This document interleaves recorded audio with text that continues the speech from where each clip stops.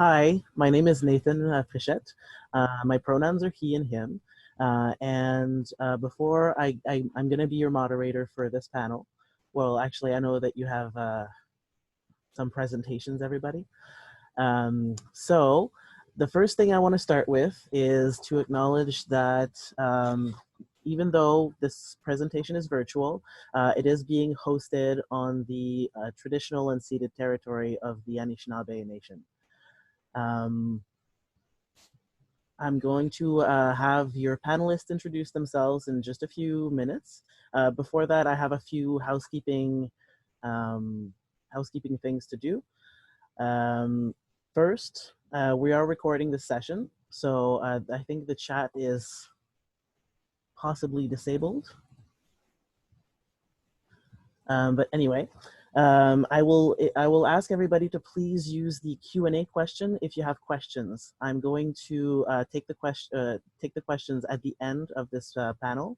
We're going to leave about 15-20 minutes towards the end to answer your questions. So do use the Q&A question, and then we'll answer them one by one as they arrive at the end. Okay. Don't forget to visit our vendors room, and if you're really into this panel, you want to ask a few more questions even though we ran out of time, you can drop by on our Discord server and have a chat with the panelists and all the vendors in the vendors room.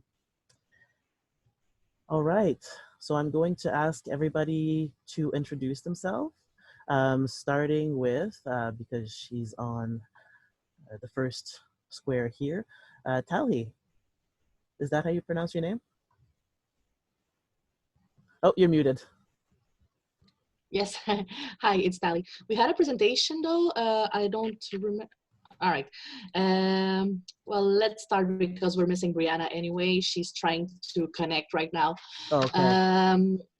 So yeah, my name is Talhi Briones. My pronouns are she, her, and elle.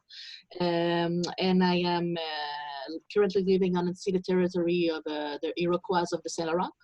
So yeah, we can. We do have a presentation plan. So maybe like let everyone else present themselves, and then we can start with our own with our own thing. Hi. Can you guys see me or no? No? Oh, start video? Yes. Oh, come on. Sorry, I am not usually so untech savvy. No problem. We can hear you though if you want to introduce yourself. Sure. I'm Brianna Tosswill. Are we live to an audience right now? We are live to an audience right now. Yes, excellent. Hi, sorry for coming in late. My name is Brianna Tosswill. I am the creative director at Penrose Press. Welcome. I can talk more. What did you guys? Thank you. Is Kristen here too? Yep, I'm here. Cool. Hi. Shall we get started with the panel then? I'll introduce our concept. We're just going to introduce Kristen and Sussu before. Okay, great. So go ahead, okay. Kristen. Hi, I'm Kristen Kiomall-Evans. I'm a webcomic artist and small press, and I make comics about magical girls from start to finish. Hello, I'm Sussu Leclerc, and I'm a writer and illustrator, and I do a lot of research on writing. And I used to live, because I moved to UK, I used to live in the Miami Valley. Nice. So if you want to go ahead with your presentation. Sure. Okay, I'm going to do the introduction, and then I'm going to try and get my video before it's my turn so that I can show you guys some things. But this panel is about authors and illustrators, and we're here to talk about those roles and how nuanced they are, because often, you know, we think that we understand what it means to be a writer or what it means to be an illustrator. You know, they're not confusing and nuanced roles like PR person or editor. But in fact, we've discovered that the questions like who initiates the conversation, who chooses to work with who, which party pays the other, what information do they need from each other, who makes final calls, in the discussions between visual artists and writers are still up in the air. They're still negotiable in each different collaborative relationship. And in fact, some of those relationships happen inside the creative practice of one individual. So each of us are going to tell you a little bit about our specific practice and the way that we collaborate with people and the way that we take on roles and learn new things within our writing and visual artist practice. And I think we're going to start with Kristen Kiomall-Evans. Hi. Okay, so first I would like to acknowledge that I live and work on the traditional unceded territory of Batoon, Anishinaabe, Huron-Wendat, and Haudenosaunee. The Anishinaabe include the Ojibwe, Odawa, and Potawatomi nations, collectively known as the Three Fires Confederacy. So I'm a comic artist. As a webcomic creator, I'm responsible for doing everything. So writing the script, and then thumbnails after that, which is basically taking the short, brief notes of what I've written down and putting it into thumbnails, which are small, tiny, quick sketches that are usually garbage that I usually end up overwriting all the time. Once I start working out how the comic is going to move visually as well as writing, then I start moving into sketching and pencils. This is also when lettering is a big key in the process, because dialogue starts to get solidified.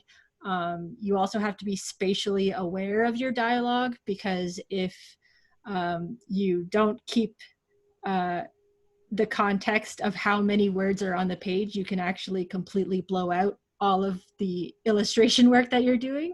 And there's no point in having a character say, "Why did you walk in the room?" when you're literally drawing the person walking into the room. So those are all things to keep in mind while you hit this stage. And then once it starts solidifying into that final vision, I start moving into pencils, which if I was working in another industry, might actually be taken over by another person. And then inking, which is where basically I do the final line art, and then of course color or any kind of black and white rendering depending on the project. Personally, I'm working in color right now, which can be an added burden depending on your skill level. And then a huge chunk of working from writing comics, think differently about how you're telling your sequential story, because panel space is basically your, I guess in film language, like in editing, everything is based around time, because I'm an animator as well. But in comics, you're actually compressed by visual space on the page. So a lot of what is important and what is valuable information to tell your readers is based on the physical amount of space it takes on the page. Or if you want to create the illusion of time, how large your gutters are to space out an event between another event. So unlike a picture book, which has like a brief story that tells events in a row, you actually have to play with this weird malleable sense of time that changes very differently depending on the context of the scene that you're writing. So for example, if I'm writing a very small and quiet morose story, I might have an entire half a page with just a very, very detailed, expressive shot of someone's face. And the fact that it's taking up so much time and that that's what your eye has to focus on for that experience of time determines the kind of mood that you're trying to set for that expression.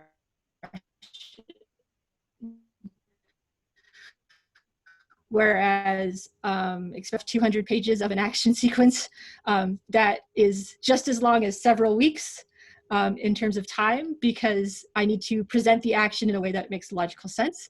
And with a cast of 12 characters, they just eat up all of these pages.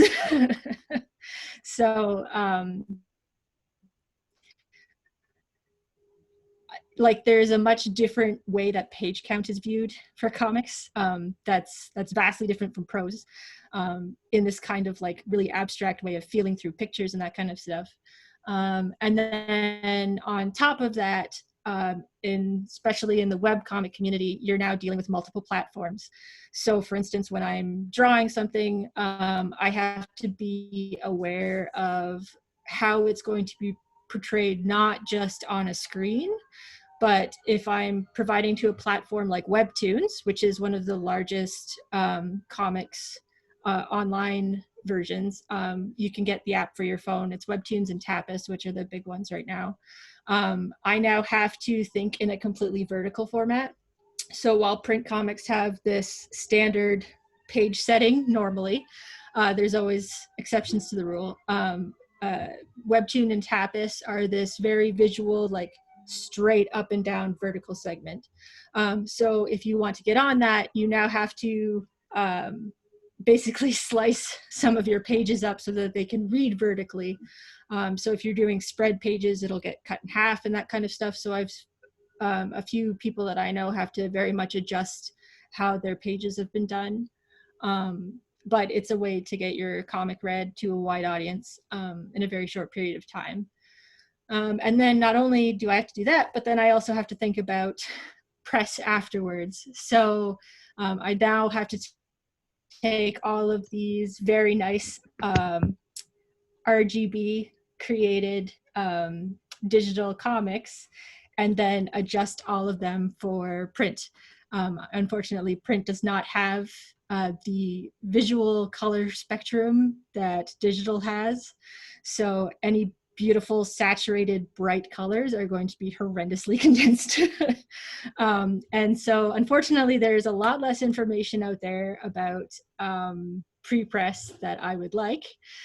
So I've also had to bumble my way through figuring out how to adjust over 1,000 pages of comic into a nice print format. And I am slowly getting better at it, but it's also something to keep in mind. There's also a feature called DPI, which is also something that you have to be aware of because now I work digitally at a 600 DPI, which is actually very normal for black and white comics. 1200 DPI is normal for completely black and white comics. So something like a manga can be worked at 1200 DPI. 600 DPI is normal for a grayscale comic. And 300 DPI is good at a color comic. And this is digital points per inch or something like that. But it's basically how many print dots are put on the page.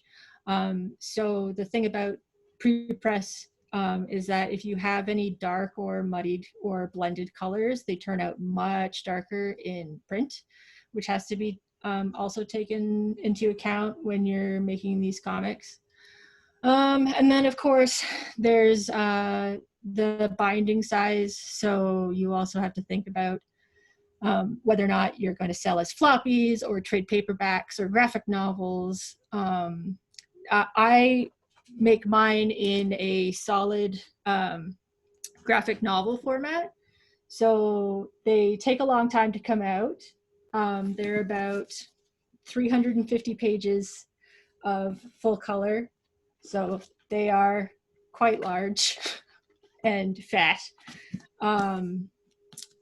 But they, when it comes to full color comics, printing the less pages you print in a single book, the more expensive it is. So when you actually see those $5 floppy copies, they're literally the most expensive to print, even though they're a cheap upfront cost.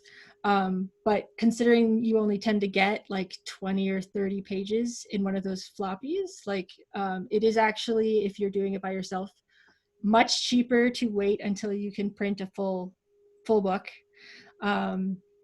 Mainly because one, if you're an independent press like me, you don't want to have too many books in a series, because then you get a bunch, the more books you print, you'll get a bunch of books left over and everybody buys volume 1, but as you start bringing them out, there's a lot less, and then you have to keep them all in your house and keep reordering one and hope that one will sell 2 and 3 together. So if you have a lot of like individual floppy comics, they will just eat up space, and they're really easy to damage, and they're really good for promoting your comic. So like if you're just started, or if you really want to like get yourself out there, they're really great to have like the first 20 or 30 pages on your comic, on your convention table, to try and get people interested, which is what one of the techniques that I was doing was I would just have small pages and posters of my original couple pages, and then it would just drag people into the comic and then online, which was much more cost effective for me. And then I usually tend to do everything on that side. So it's not just the production of the comic, which is the actual easy part, even though that took 6 years. There's also the web development part, where you have to develop your own website and also do all your own social media marketing. So I'm responsible for my Facebook page and my Twitter page and all of my promotional materials, and running my own Kickstarter, and my own prepress and distribution. So I'm basically the one that talks to my printer, as well as the person that's trying to do all the advertising on every single site that I can find, approaching review people. It's a lot of hats.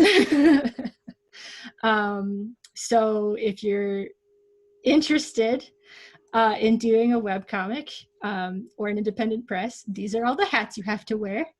And it's a lot of work.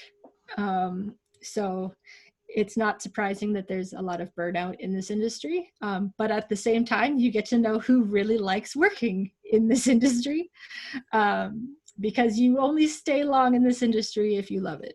And then I guess the last thing, I want to talk about distribution, because that is the one thing that always hits independent press in the back of the head without anyone paying attention. Shipping is phenomenally expensive, especially in Canada.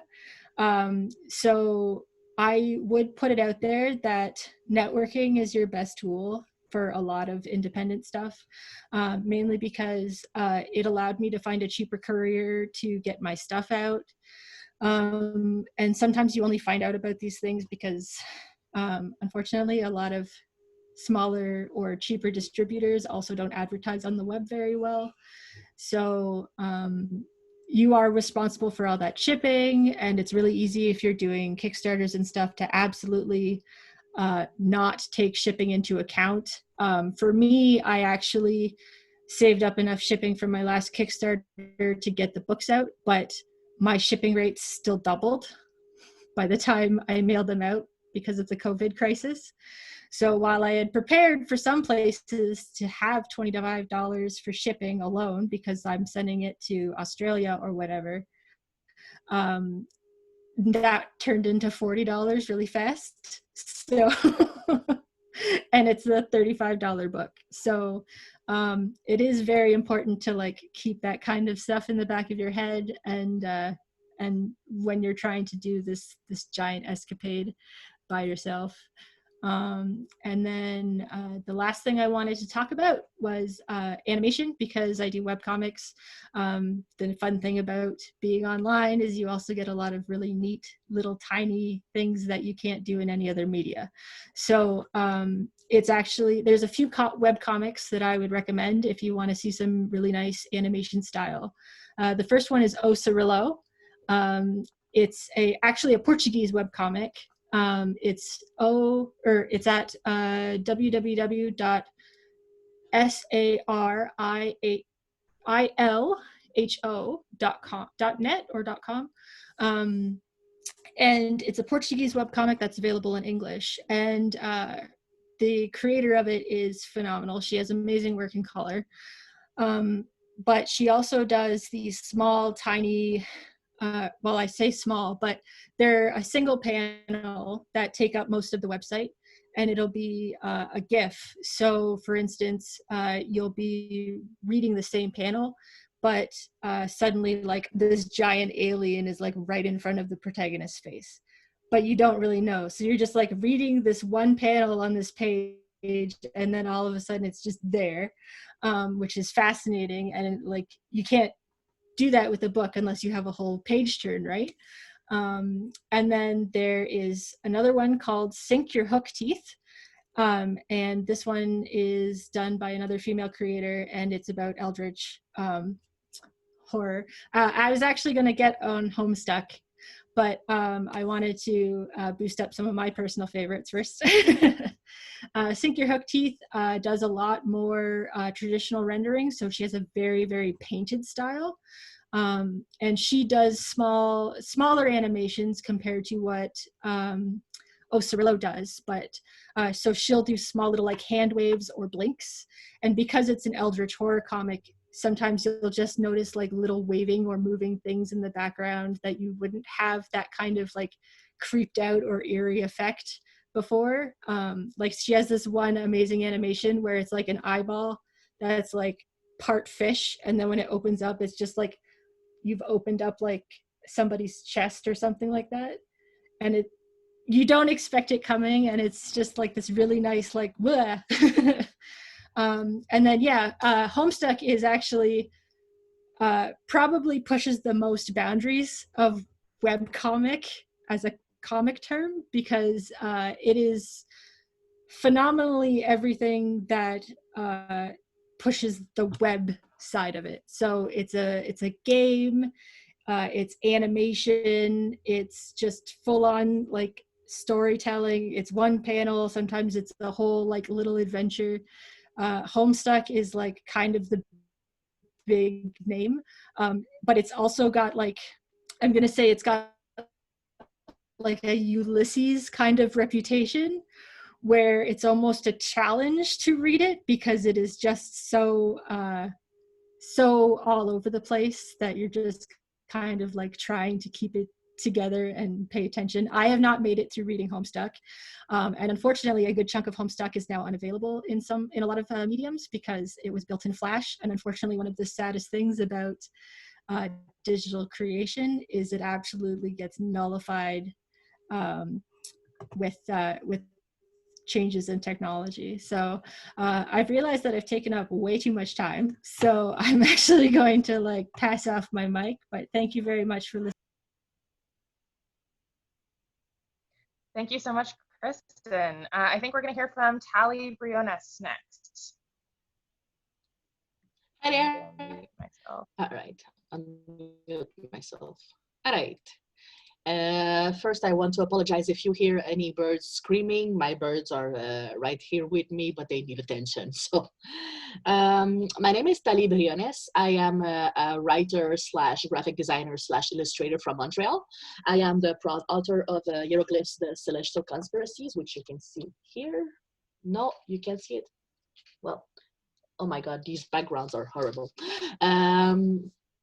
It's a YA fantasy retelling of Exodus with clashing mythology, a diverse cast, and I'm promoting it right now. I think you can find the links in the chat room.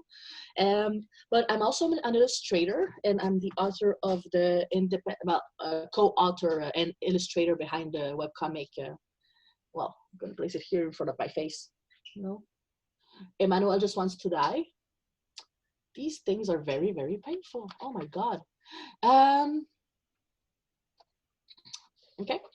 And I'm also an artist of children's book. That was a bad idea. Anyway, so And also I want to acknowledge that I'm living and working and playing in the unceded territory of the Iroquois Nation.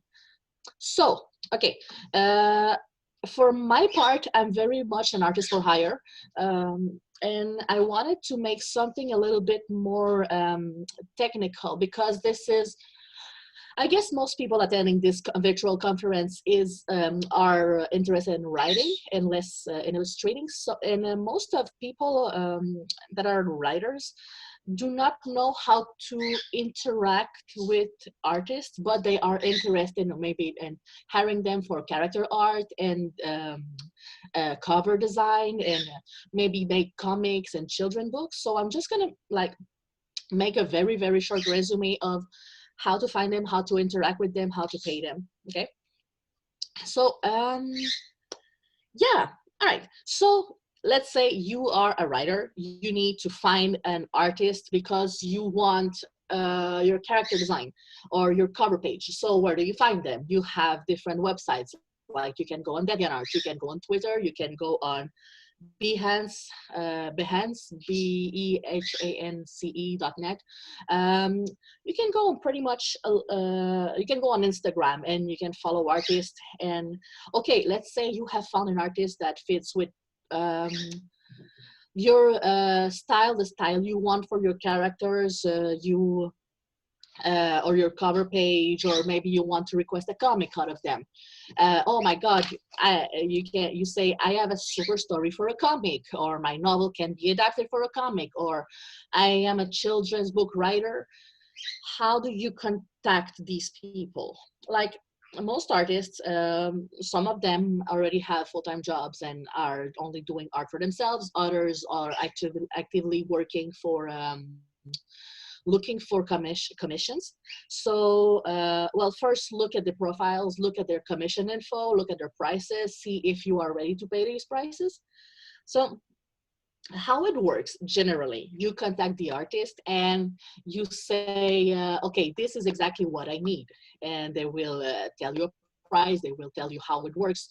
Like, they will make a sketch or offer you several sketches, and you will pick one of them and they will work from that sketch and maybe keep you updated with the line art, with the colors. And depending on the seriousness of the project and how involved you want to be and how much you pay for this service, you can be involved in several steps and have your saying in several steps until you reach the final, the final product, if you want. All right. Thing is, there is a huge problem in this artist community that art is not valued as a work. But as we could hear earlier in this presentation, art requires a lot of knowledge and practice and technical knowledge and technique programs and investment in investing in materials and supplies and stuff like that. So people will say, well, that price is too expensive for drawing two characters, but you have to keep in mind that behind this, you are paying for a luxury and an expertise, and you, the way artists make their prices, they have to take into account how long it takes for them to make your request and how much they want to pay. They want to be paid for their expertise. And professional artists, better artists, will require more money than beginners. You know, that's completely logical. So most artists calculate. Sorry, birds. So Bismuth. I am sorry, something spooked them. All right, so if you want to work with an artist, you need to recognize that this is work. This has to be paid work. This has to be respected work, all right? And not all work is created equal. I mean, if you want, let's see a design of your main character. Okay, if you arrive with a design, you already sketch it yourself, or this is not the first request that you make, your character is already designed, it's going to be technically less expensive than if you ask the first illustrator to design them, because design work is also work. You know, it takes time, and it takes a lot of back and forth with the writer to pinpoint exactly how to envision. So all that time is also work that has to be paid. Okay. Once you are past this, you're ready. All right. Once you're ready to put the money behind your intentions, behind your project, well, some of the prices will be more expensive than others. Like a cover for, let's say, a cover for your book. You are an independent writer. You want to publish on Amazon. Well,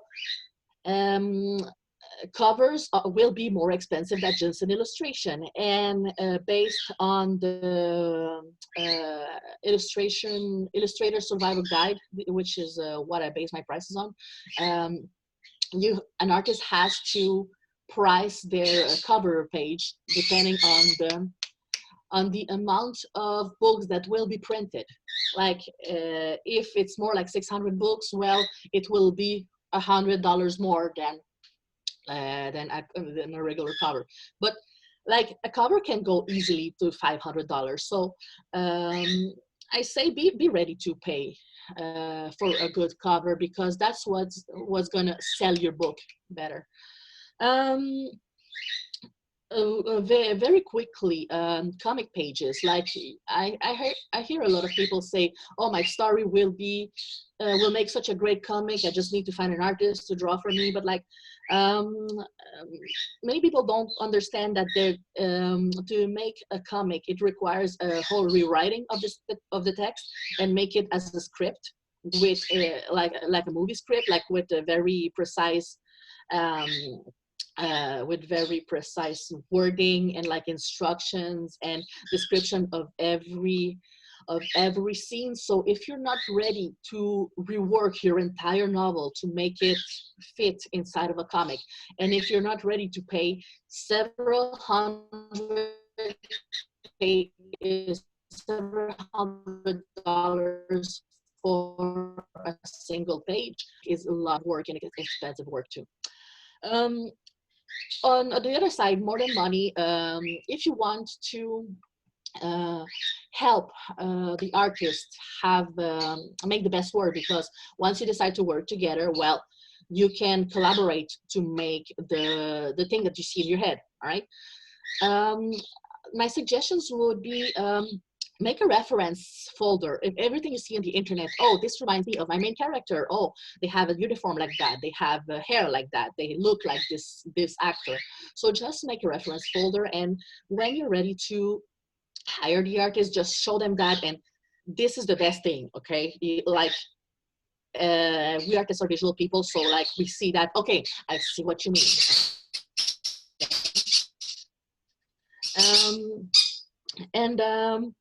Like something that often happens, like the artist asks, okay, tell me about the character you want me to illustrate. And then the writer starts telling them their whole backstory and their whole emotions. And to be honest, it's, well, it's very interesting, but it's not very useful to illustration. So like keep it to very graphic details, and like spending an hour talking about your character's backstory will not really help for the illustration. So yeah, I will be, as well, if you guys have any other questions about how to work with Illustrator, artists, or anything else, maybe write it in the Q&A, and I'll be glad to answer them at the end. So yeah. That was my 10 minutes. I will be leaving the laisser la parole at Kristen. Thank you so much, Talhi. Sussu, I think we discussed having you go first, but I'm currently running this on my phone, and it is drawing down the battery faster than it's charging. So I'm just gonna, if it's okay with you, I'm gonna go now, and then I promise I will leave you time to finish up. No problem. Okay. Thank you. Okay, so as I mentioned before, I'm Brianna Tosswill. I'm the creative director of Penrose Press, and I know that my little tag on Zoom says Kristen Kiomall-Evans, and that is because I used her link. Thank you so much. So Penrose Press is an independent creative publisher. So we work kind of in a way that I don't really know anywhere else. None of us went to school for publishing or have a lot of industry experience. We just sort of are taking all of our like love and guts and combining them together to make books. So we've worked with, and when I say we, my business partner, Natalie Live, is the editor, and together we work with a different author for every project that we do. And we've done, I think, 10 projects in the last 3 years. I have a couple to show you here. Some of the things that we do are make books that don't look exactly like books. This is The Pink of the Seams by Sanawani, and I did the art for it, and it's actually an envelope. I've taken this stuff out. So it looks kind of like a book with a title and information on the spine, but it's a button string envelope. And inside are visual cards, like so, that have art on one side and poetry on the other side. And one of the things that I do is a lot of letterpress and a lot of linocut printmaking. So a lot of the times in our work, the text is printed from handset lead type. So like individual lead letters about yay high, all lined up in a row and then run through a press so that the ink comes off onto the page, which is how traditional books are made. But not a lot of people do this kind of thing anymore. And one of the exciting things for us is that people who have the time and energy and money to make these kinds of books are often working with public domain, tried and true classics. I made a joke to my business partner the other day that why is it that all super beautiful editions of books are only Pride and Prejudice? Like, it's a good book, but it's not the only good book, and other books deserve to be beautiful too. So that's kind of where I'm coming from on that. I'd like to show you quickly one of the books that we're publishing right now. It's in pre-order, so you can get it for a little bit cheaper because it's still in production. I just finally got access to my studio again after COVID calmed down a little bit in Edmonton. Oh, hi, by the way, I am living and working in the traditional Treaty 6 territory, which means that it is been stewarded for generations by the Plains, Wood Cree, Nakota, Saulteaux, and Dene people. I should have said that at the beginning. I got off on a tangent. The book that I was going to tell you about is called Pluralities Or by Avi Silver, who is in the audience. Hi, Avi. And it is being made in both a fine press version, so like all the fancy stuff. Oh, hi. And also in a paperback version so that we can print a whole bunch of them. So the fine press version is 56 copies, and I have a couple of the covers here. And literally every cover for this book is different than the other cover.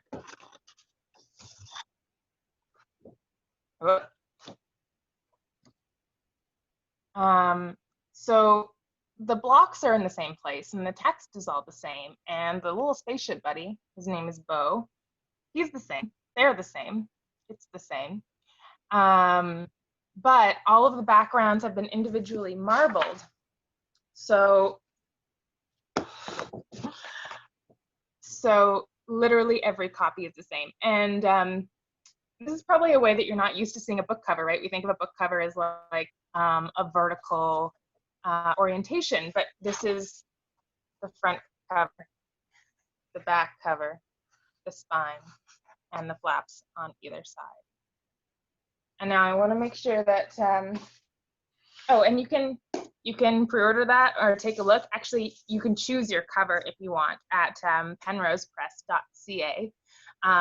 We've made it so that if you want one of those 56, then you can actually pick which cover you have, and they're all posted, the ones that are left. But we're more than half sold out, so that is very exciting.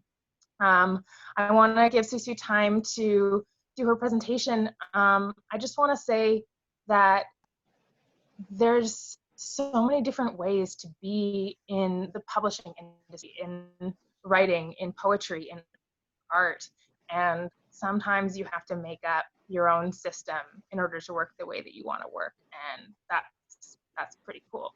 So yeah, I'm going to pass it off to Sussu, and please, if you have any questions, leave them in the Q&A. Thank you. Okay.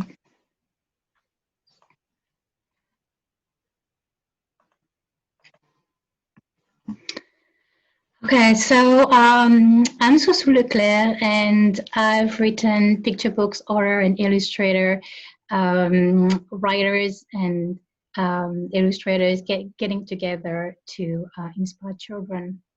And the Perry Nodelman, a Canadian children's book specialist, said that placing text and pictures next to each other changes the meaning of both.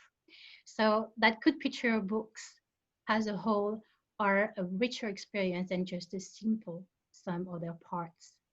So what does that mean is that it's a chemistry between the illustrator and the writer, but yet sometimes it doesn't work.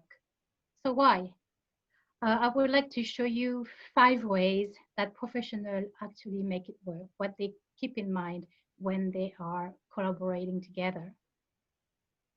The first thing is the point of view.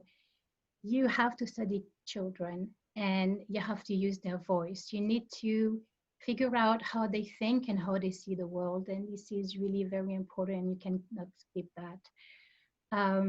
The children have a very immature view of the world. That means that they don't have the experience, they don't have the background to judge the world. So they are very innocent. They have no notion of conventions or right or wrong. And they can be very overconfident, and it's all about them. They are the center of the world because their families make them the center of the world. So in the example I chose is called Just Because. And there's a little boy who talks about his sister who is disabled. And he's saying about her, Clemmy has a good chair. Last week we went to the moon. And I don't know why we didn't go to Jupiter as well, just because. So not everything is explained. There's a lot of mysteries that kids cannot explain, but that's okay. In that book called The Queen of the Scene,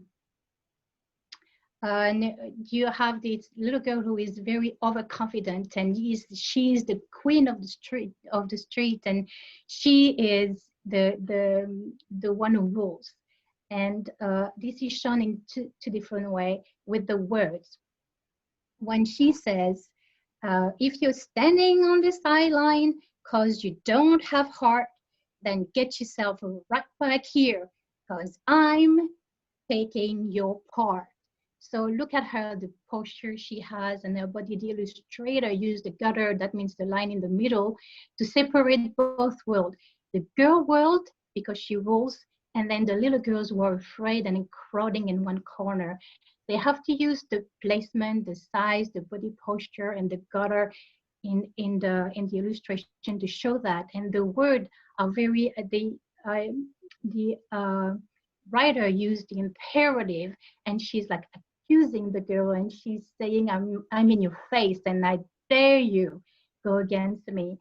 And she has a very judgmental and confident attitude.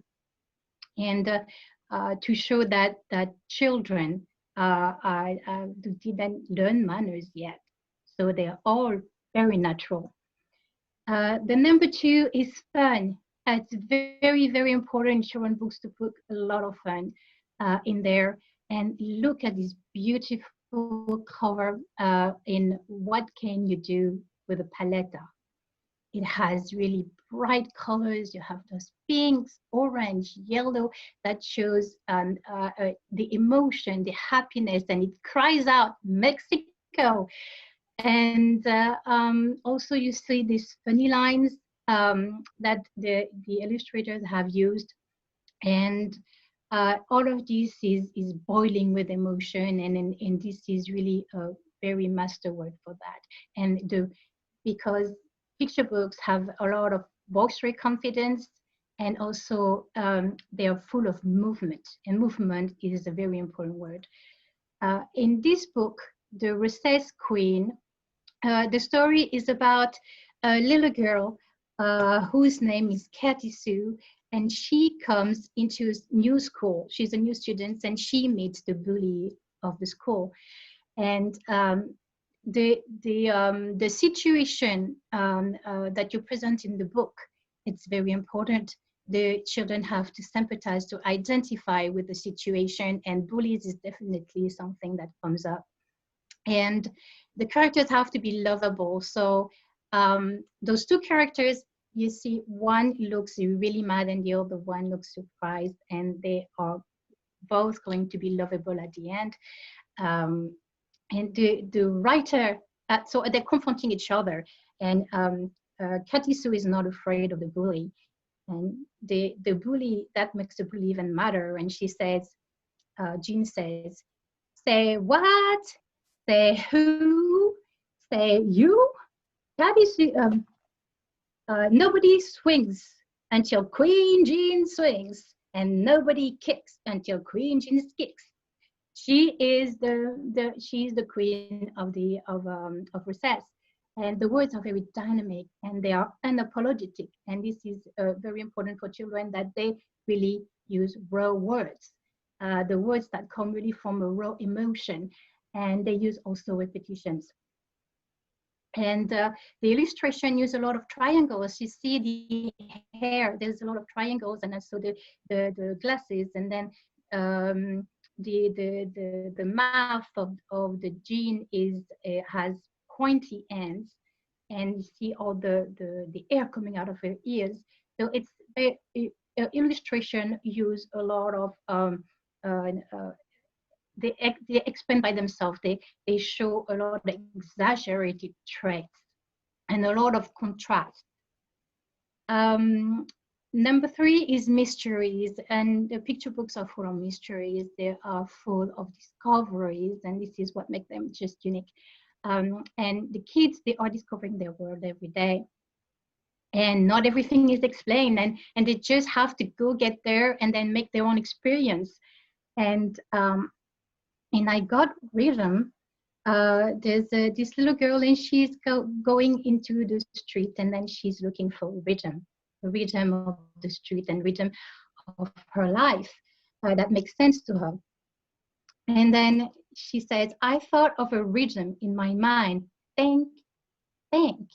I caught the rhythm with my hands. Clap, clap." And look at the words that's used, the repetitions, and all the words that evoke music. And you can see in the illustration, the adult is not present. You will see the little girl from under. That means at the eye level of a child. So you have a rhythm, and you have a minimalist.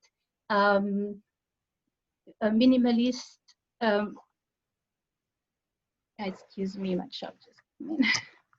Okay, words, and you have the child's point of view.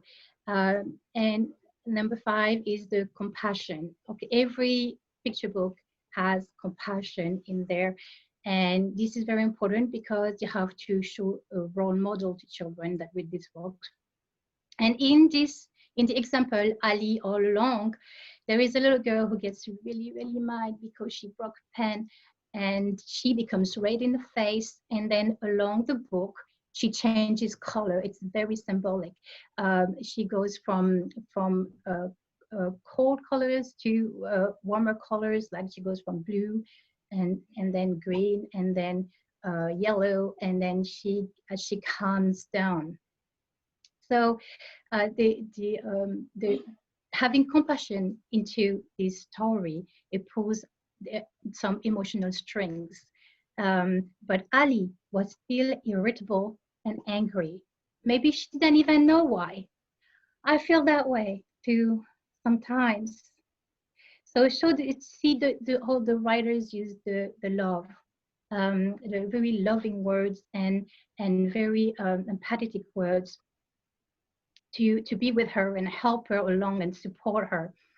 And the illustration shows this, it used very symbolic colors in order to show a very difficult subject and an abstract subject. So to conclude, there is 5 things that professionals, writers and illustrators have to look for and have to include in all their books is the point of view, the context, the fun, mysteries, and the compassion. And that is very important because it builds layers into the story. And a defective collaboration, being the writer versus the illustrator, will become an effective collaboration with the writer and the illustrator when those 5 points are met. And because they enlighten each other, they add layers to the story, which is very important. The subtext, they use repetition and rhythm, they use heart, they are full of life, and they're silly or out of the box.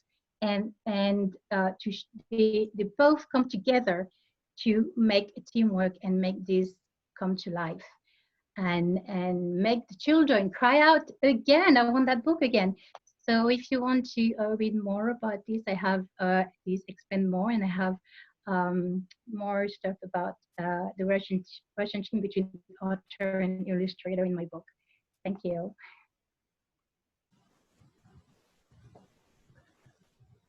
Thank you so much, Sussu and everybody. That was a great panel. We're almost out of time. Thank you, Talhi, for answering some questions in the chat. We do have one question, and we have about 5 minutes to answer it. So, question about illustrator-author connection. What does everyone think about the latest initiative by J.K. Rowling to have an illustration contest by readers for her online children's book, The Ichabod? Yes, Talhi.